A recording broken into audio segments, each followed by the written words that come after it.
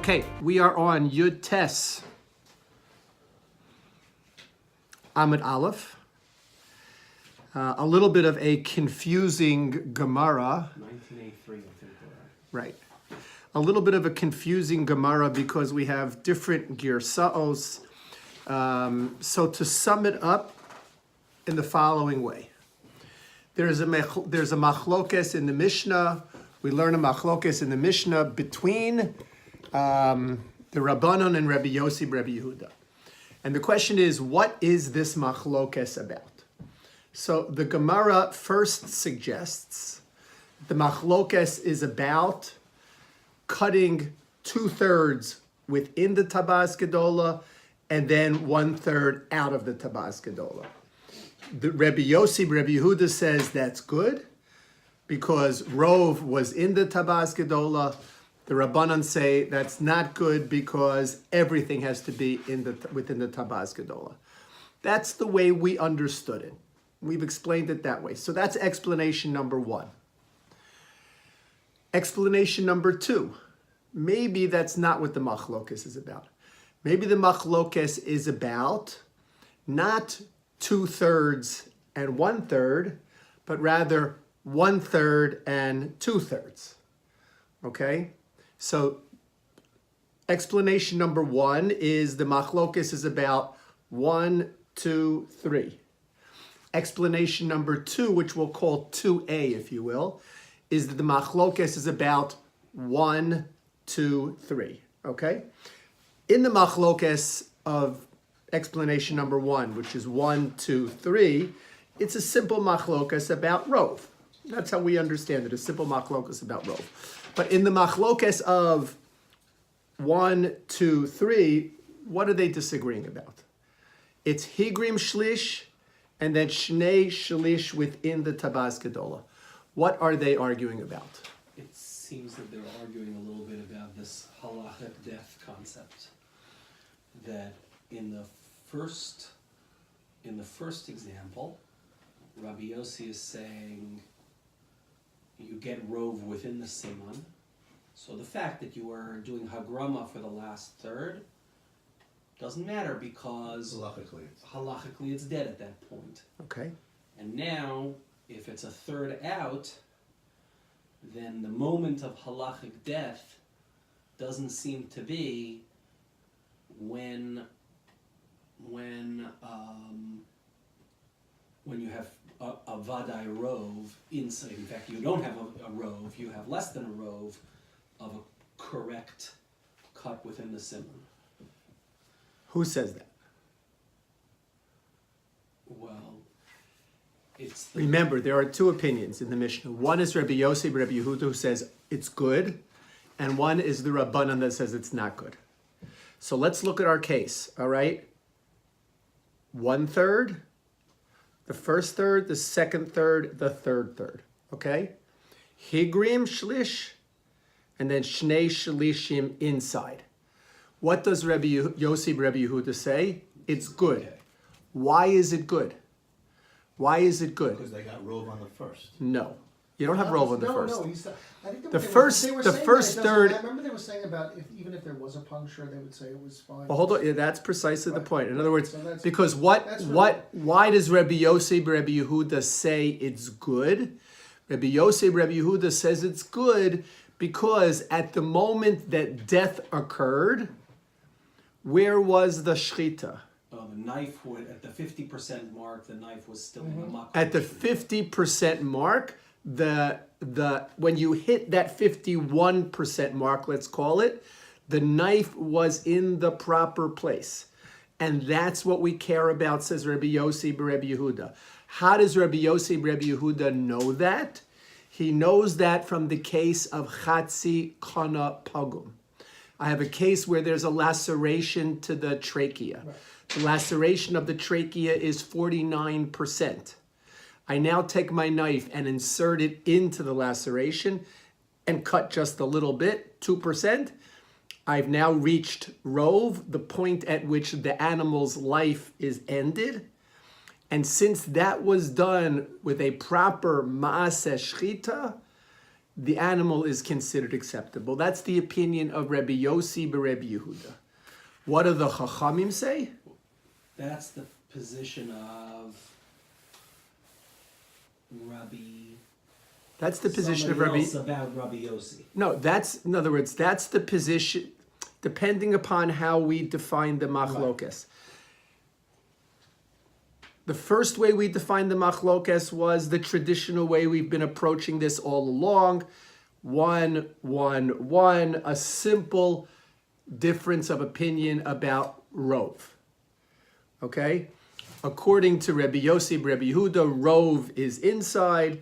According to the Chachamim, rov inside is not sufficient. It has to be all inside. Okay. It's the second explanation which is a little bit unusual for us.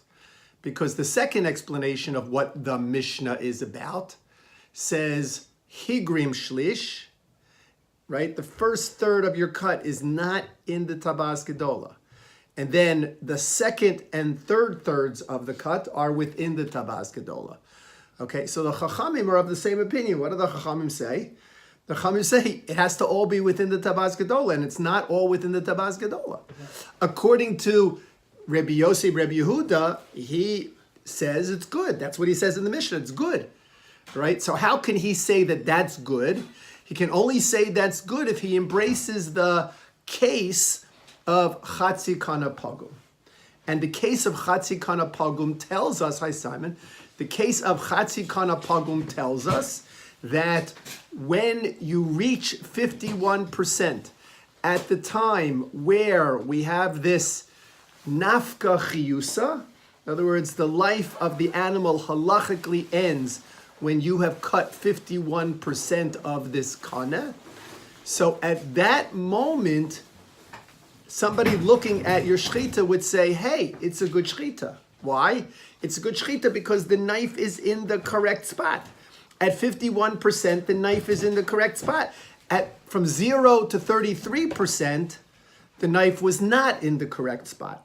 From 34% to 66%, the knife was in the correct spot. And from 67% to 100%, the knife was in the correct spot. But we don't. All we care about is where it was at 51%. And Rabbi Yossi, Rabbi Yehuda says as long as it was in the right spot at 51%, it's kosher. What does Rabbi Yossi, Rabbi Yehuda base himself on? He bases himself on this idea, the case of Chatzi Kana Pagum. Now, wait a second. The rabbis also allow a case of Chatzi Kana Pagum to be accepted. So what do the rabbis, if the rabbis also rely on Chatzi Kana Pagum, if the rabbis also say that a case of Chatzi Kana Pagum is good, so why did they disagree here with Rabbi Yossi? Rabbi Yossi bases himself on Chatzi Kana Pagum. So the rabbis will explain the difference between what Rabbi Yossi says here and their understanding of Chatzi Kana Pagum, to say that in the rabbis' understanding of Chatzi Kana Pagum, everything is in the Makom HaShchita. And it's not a Maseh Shchita either, right? It's not like a human is coming and cutting this chicken on purpose to try to shecht it. Whereas in the other one, in Rabbi Yossi's case, a person is coming and doing it. It's like Okay, but that doesn't seem to be the point of debate between the Chachamim, between the Rabbanon and Rabbi Yossi, Rabbi Yehuda. The point of debate between the Rabbanon and Rabbi Yossi, Rabbi seems to be this idea of the makom. Okay, so there are two ways of looking at the Mishnah. One way of looking at the Mishnah is the classic traditional way that we've explained it up until now, which is 1, 1, 1. But then the Gemara suggests there's another way of looking at the Mishnah, and that is 1, 1, 1. Rabbi Yossi and the Rabbanan will keep their same positions. Rabbi Yossi will machshir, and the Rabbanan will say it's no good. They'll do that regardless of how we explain the Mishnah, because their positions can't change, because the positions are recorded in the Mishnah. The only thing that can change are the particulars of the machlokes, because the machlokes is not recorded specifically in the Mishnah. So that's basically what we learned, okay? That the Mishnah has two possible explanations for it. 1, 1, 1, or 1, 1, 1. Okay, good. All right, that's it. the Gemara got confusing because we then brought a Lishna Achrina where we switched things around, but it doesn't change the essence of what we're talking about.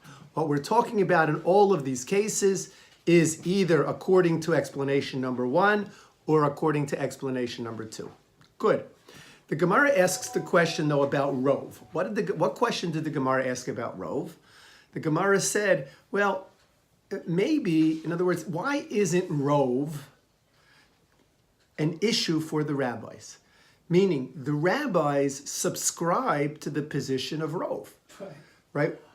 Everybody subscribes to the position of Rove, right? And the Gemara asked that question. The Gemara said, if you want to say that Rove is only according to Rabbi Yossi, Rabbi Yehuda, are you going to suggest that every Rove in the Torah is only according to Rabbi Yossi, Rabbi Yehuda? That's impossible.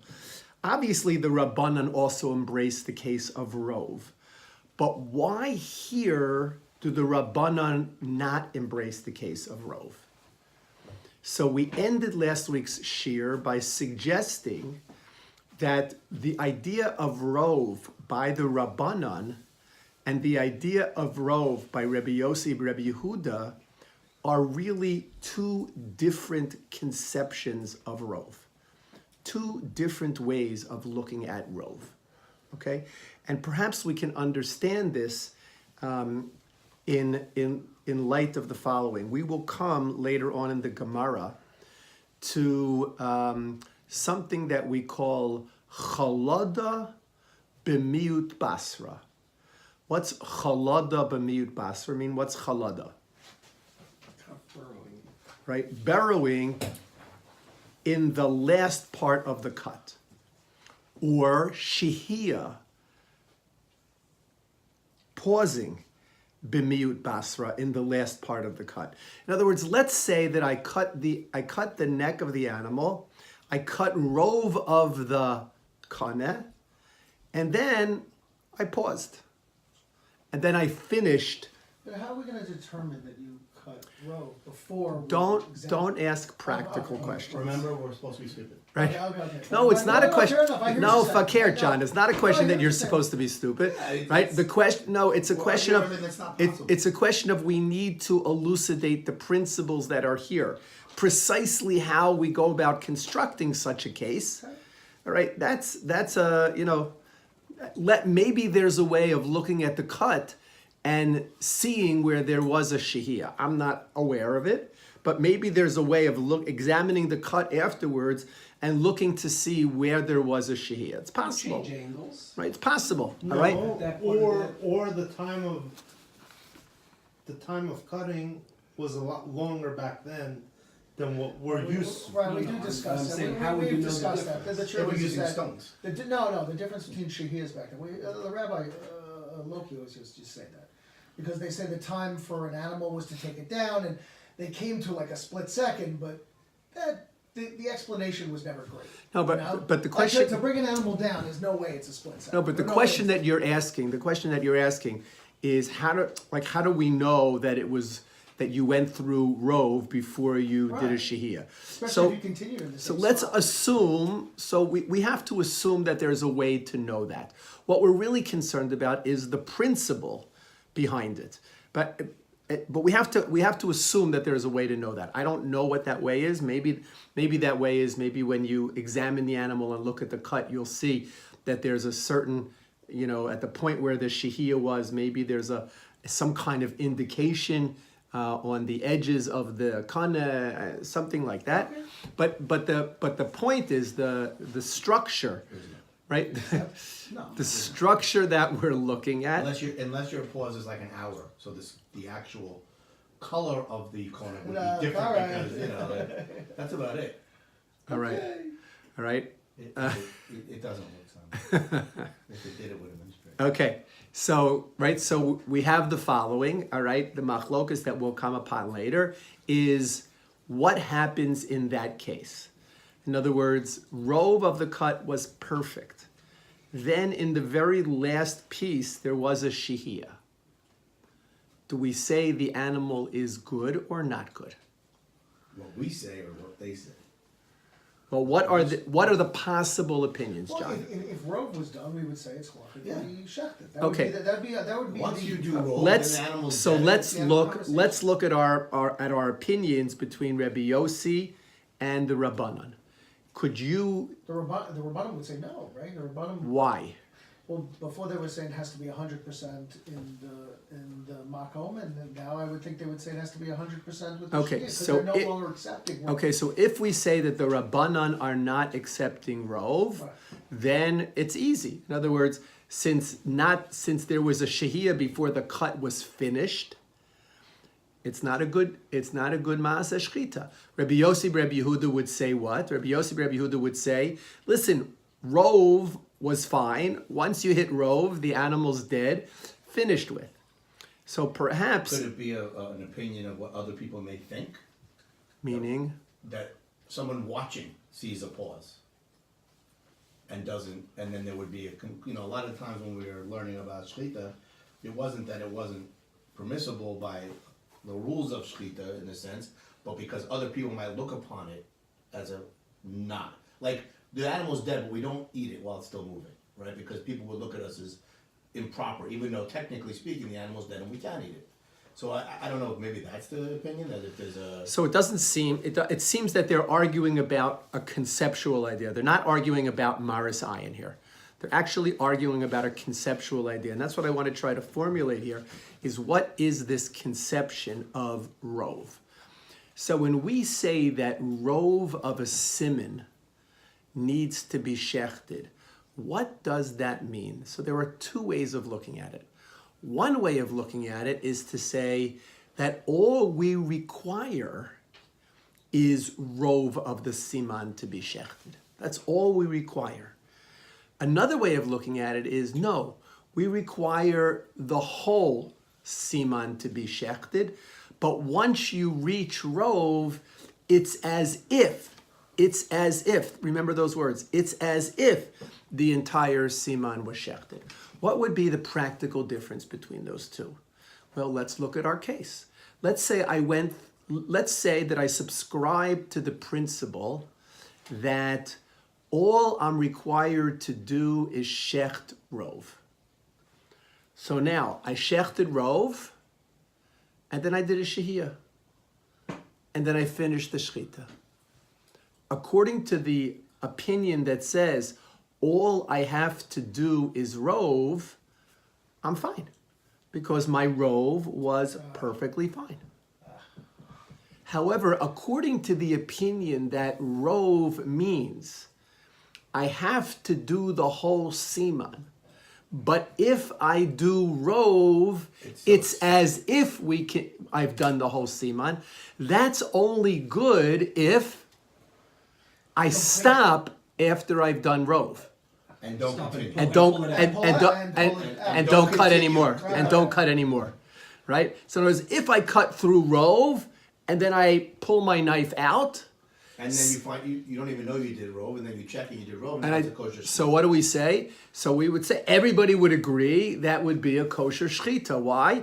Because either I only have to do Rove, or I have to do the whole siman, but Rove is considered as if I did the whole siman. I'm covered in You're both always cases. supposed to try to do the entire But the minute that I continue past Rove, suddenly we have this machlokes. Now it's not a good shechita. Well, it depends. On the If we rabbi's say part, in the rabbi's. that Rove is what does Rove mean? Rove means once I get to Rove, the lights are out.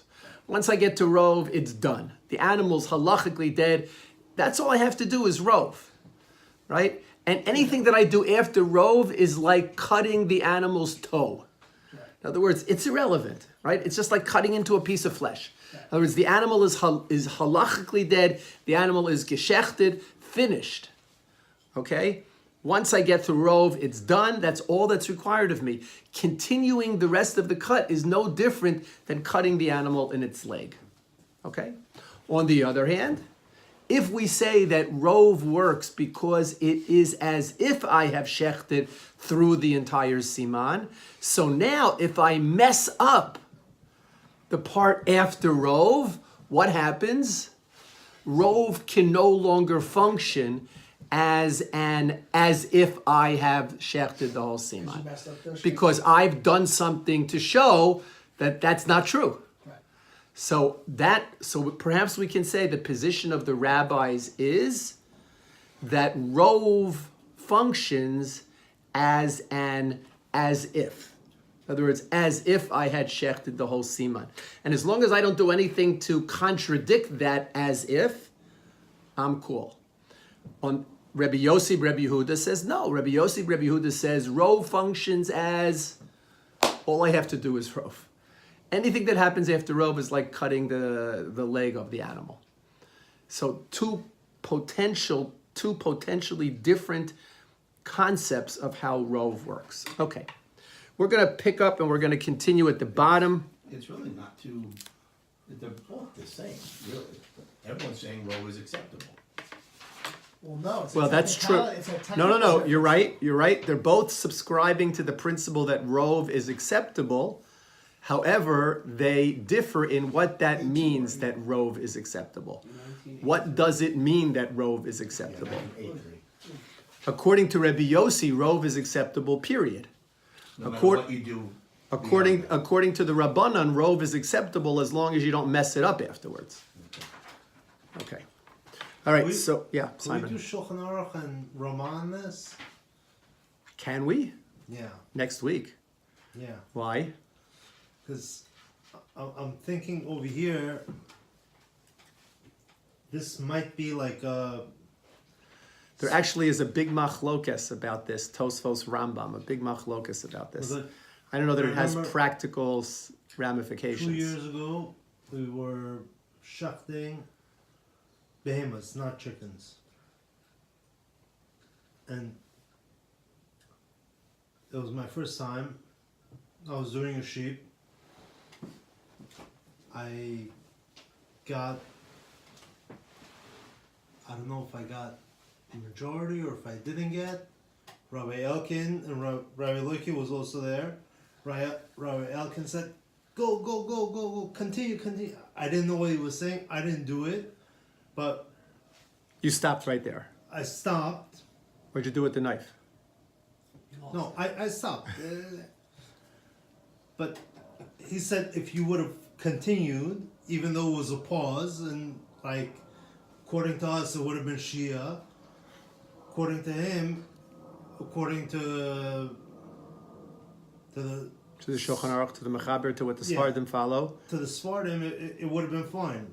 Like, if I would have continued, Well, that's what we're talking about. The truth is that's how, what I was saying.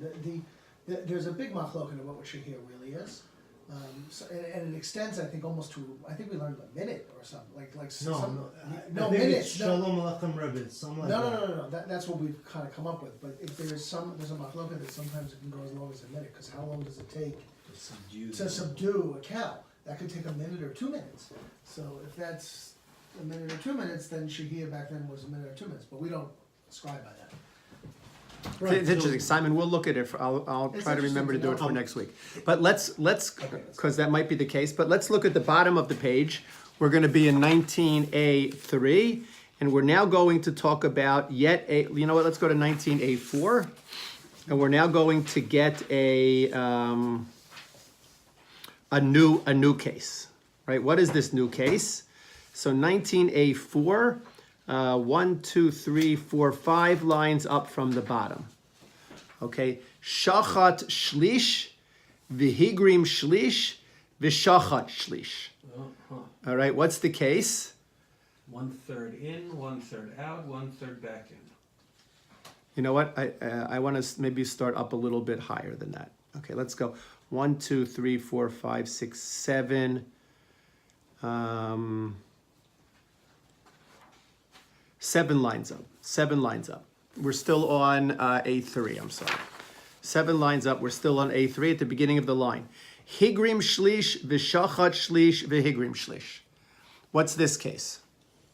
1/3 out, 1/3 in, 1/3 out. Right, so you're like this. 1/3, 1/3, 1/3. Right. Okay? The 1/3 in the middle might be the one that counts. Okay, so under that case, Rav Huna Amar Rav says Kshera. Rav Huna in the name of Rav says it's a good shechita. Why? Tell me why. Similar to what we were talking before.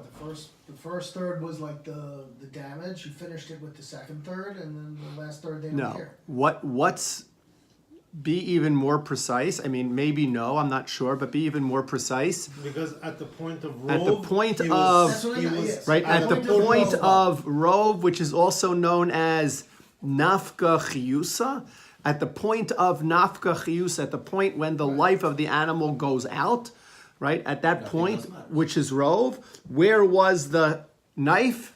Kosher. And the It was Kosher in the spot. makom hashchita. Mashal. It was in the makom hashchita, and therefore says Rav Huna in the name of Rav Kshera. Rav Yehuda Amar Rav. Rav Yehuda says in the name of Rav Treifa. Now what is it? It's a treifa. Why is it a treifa? Because 2/3 of the cut were where?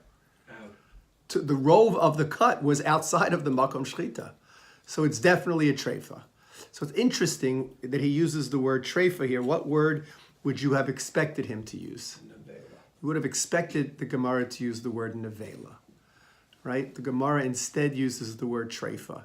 So that's a whole separate sugya unto itself, but we see from other areas where the word treifa also comes to mean a non-valid shechita, right? A non-valid shechita. I mean, the bottom line is that a non-valid shechita is definitely going to cause the animal to die quickly, right? It might not be a valid shechita, but it's still going to kill the animal. So the word treifa is used interchangeably with nevela when it comes to this. Okay, Rav Huna Amar Rav. So Rav Huna in the name of Rav says kshera. Why? Ki nafka chiyusa b'shchita kanafka. When the animal's life went out, b'shchita kanafka, it went out at the moment that the knife was in the proper location. B'shchita kanafka. Rav Yehuda Amar Rav says treifa. Why? Ba'inan ruba b'shchita. We require the majority in the makom hashchita, beleka, and it's not there. Okay, so that's the case of 1, 2, 3. So we've discussed we've discussed 1, 2, 3. We've discussed 1, 2, 3. We've discussed 1, 2, 3. We have one more case to discuss, and what is that? Chainsaw. 1. In, out, Good. In, Yeah. out, and in, right? In, out, and in. And that's the case that the Gemara is going to mention right now. Shachat shlish, the first third was in. Vihigrim shlish, and the second third was out.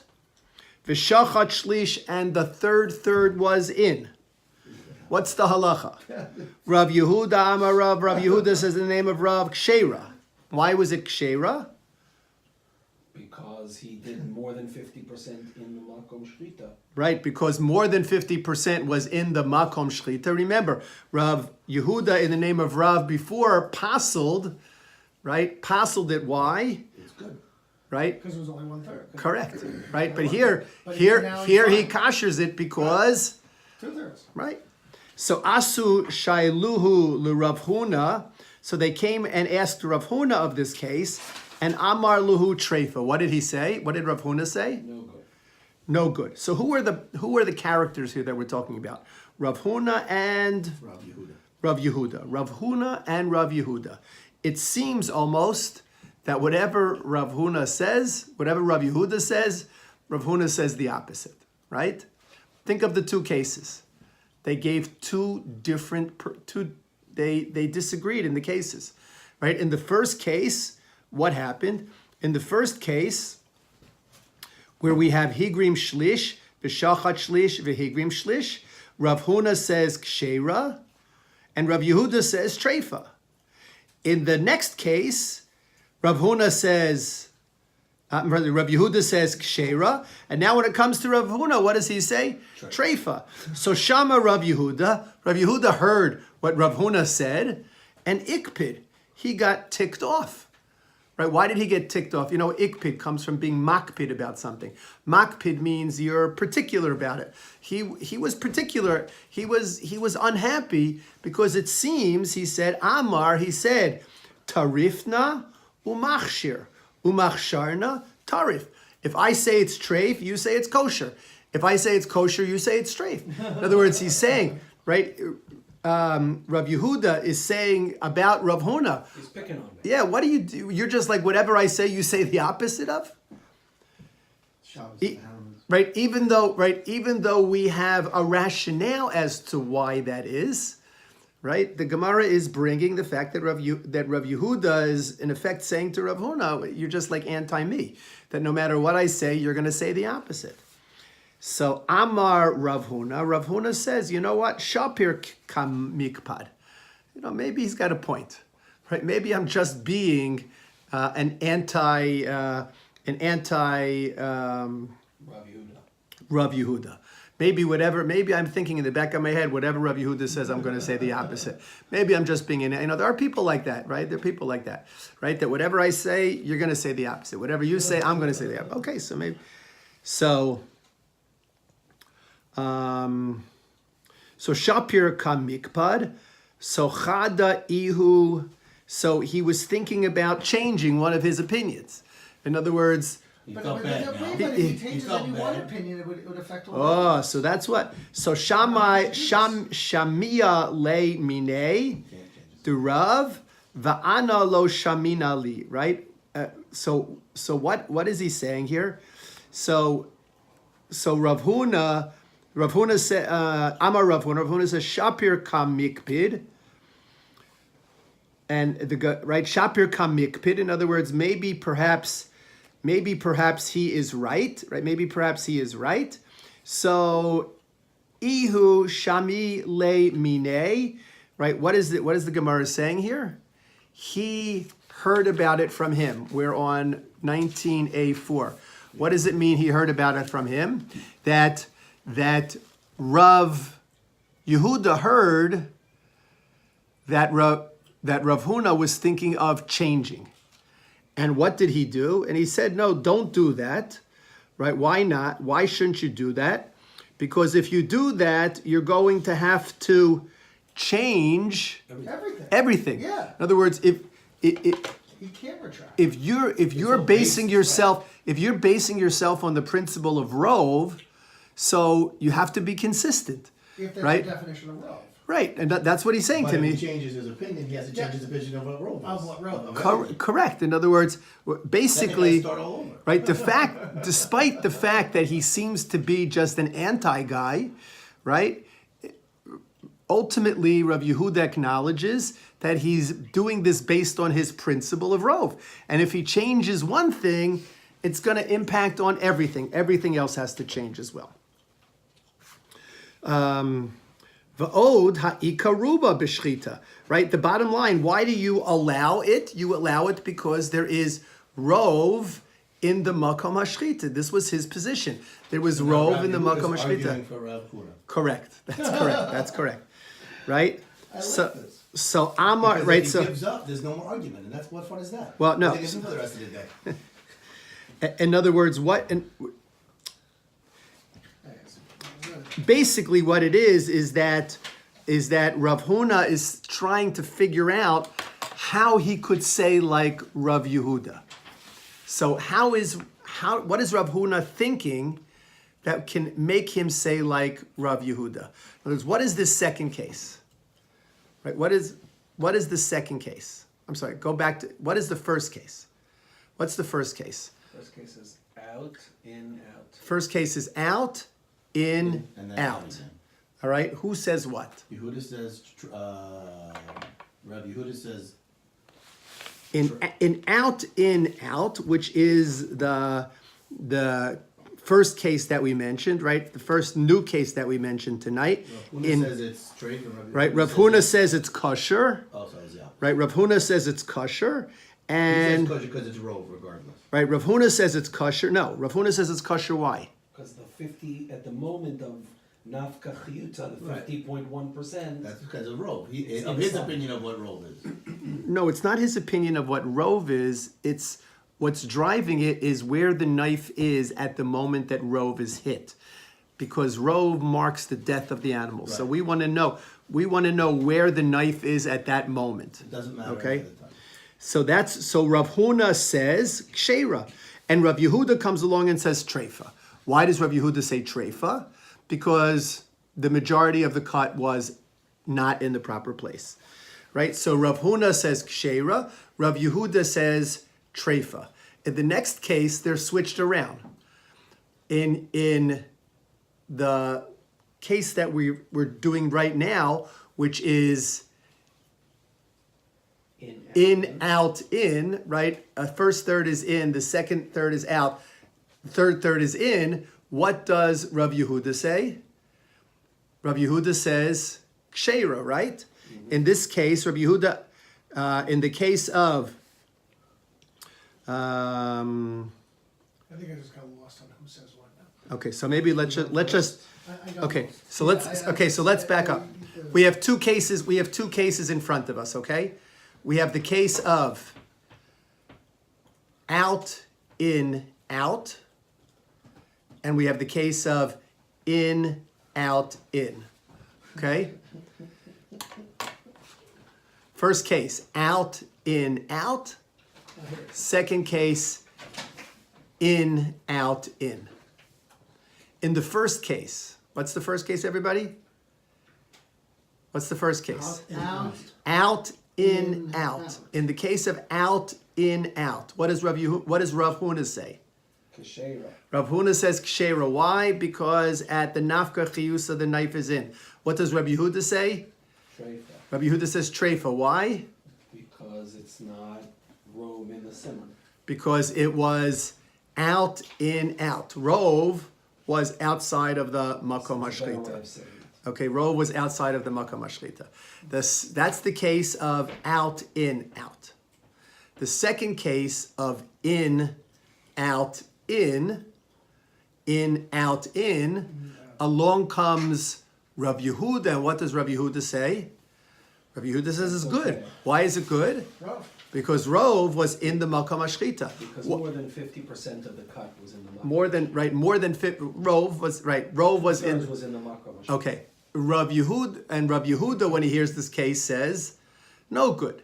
Now, why does he say no good? Because you passed the 50% mark outside of the Oh, makom. he says because when the life of the animal ended halachically, your knife was not in the makom shchita. Because when you hit 51%, your knife was outside of the makom shchita. So Rav Yehuda is like an aggregate guy, total flesh cut, and Rav Yehuda is an aggregate guy, and Rav Huna is a when did you cross the line guy, Okay. right? How much flesh you cut versus when did you get to the Where, at what time? midpoint. At what time? Yeah, when did you Right, get so to the midpoint. aggregate guy, the definition of an aggregate guy, Natan means rove. Rough. In other words, Well, they're Straight, both saying no, rove. they're both saying rough, but strict rough. no, they're both not saying rove. Oh, right, the other guy's just. Right, they're position. not Right, right, saying sorry, rough. One is saying sorry, rove, you're one is Right. saying One saying rove, one saying makom position. shchita. Right, one is saying rove, And the other one's saying. and one is saying nafka chiyusa. Right, that's the way you have to look at it. Even though the point of nafka chiyusa is at rove, he's not saying rove. I think that's what you meant before, Jonathan, when you said that. Right? If you say You say nafka, so. right? If you say nafka chiyusa, in other words, what does Rav Huna say? Rav Huna says, I only care about nafka chiyusa. Where is the knife at nafka chiyusa? That's what I want to. That's what I know. That's what I want to know. If the knife was in the makom shchita at nafka chiyusa, we're good.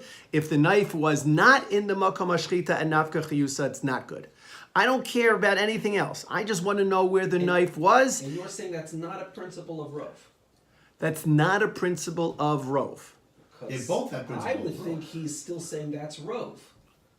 He has to say it's To wrong him. because it's all about. They're both saying it's wrong. Well, it is It it depends is on how you not get it's to rove. not a classical case of rove Okay. because I mean obviously the moment of nafka chiyusa is defined by rove. Right. That's what you're saying. Yes. Right? But his principle is not a principle of rove.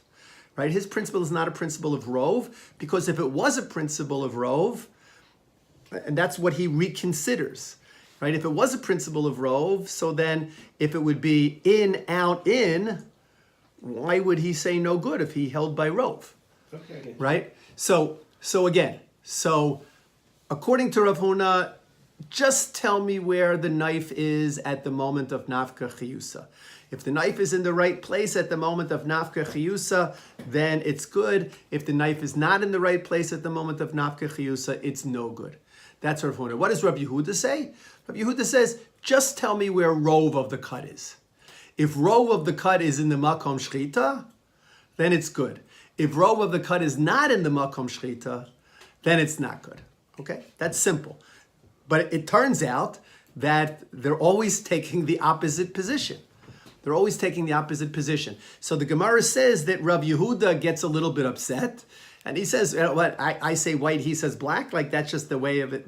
And Rav Huna starts to think to himself, he says, maybe he's right. Because in the second case, right? In the second case, the case of in, out, in, rove of the cut was really in the proper place.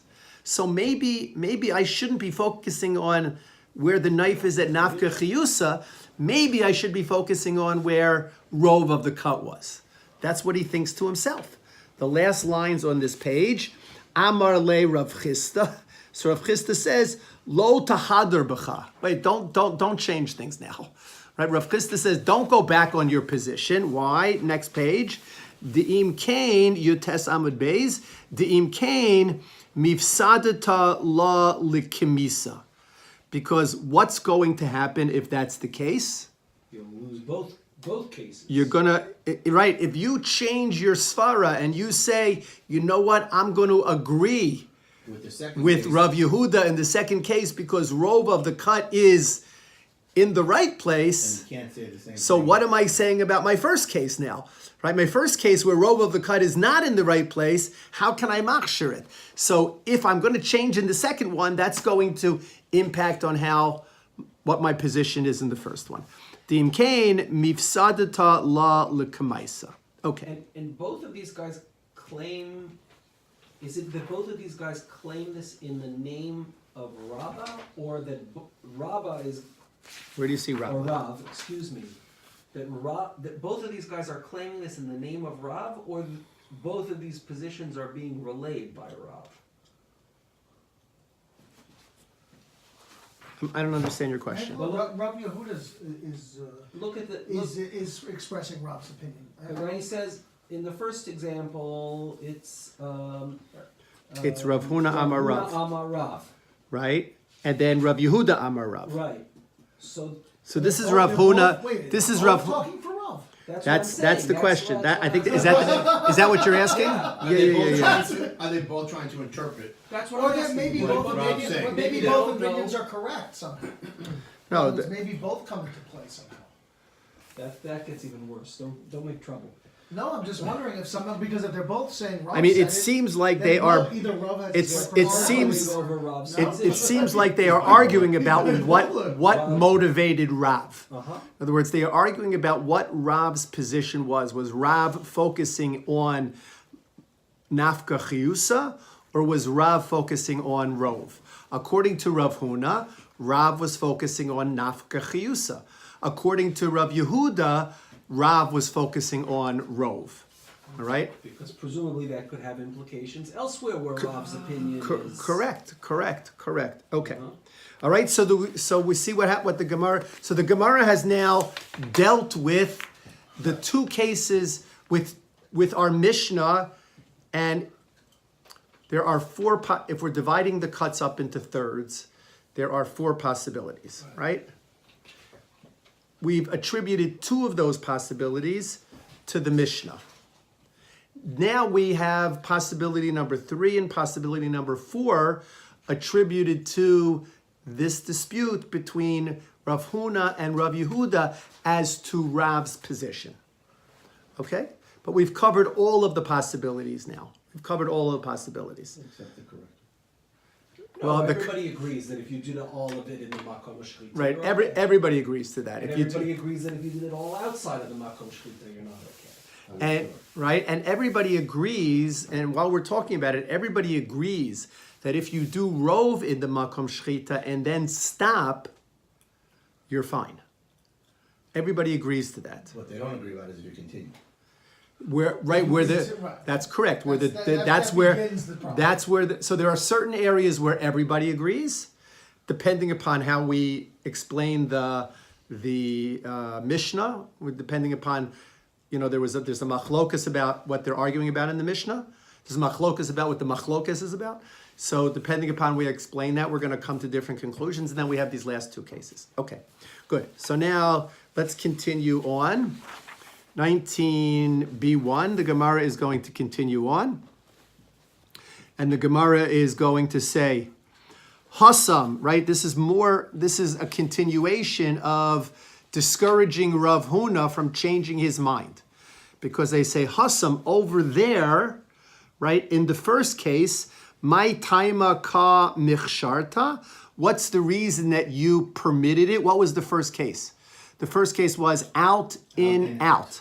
What's the reason that you permitted it? The chinafka chiyusa behechshera kanafka. Because when the life left, when the life of the animal was ended, it was ended in a kosher way. It was ended in a kosher way. The knife was in the right place.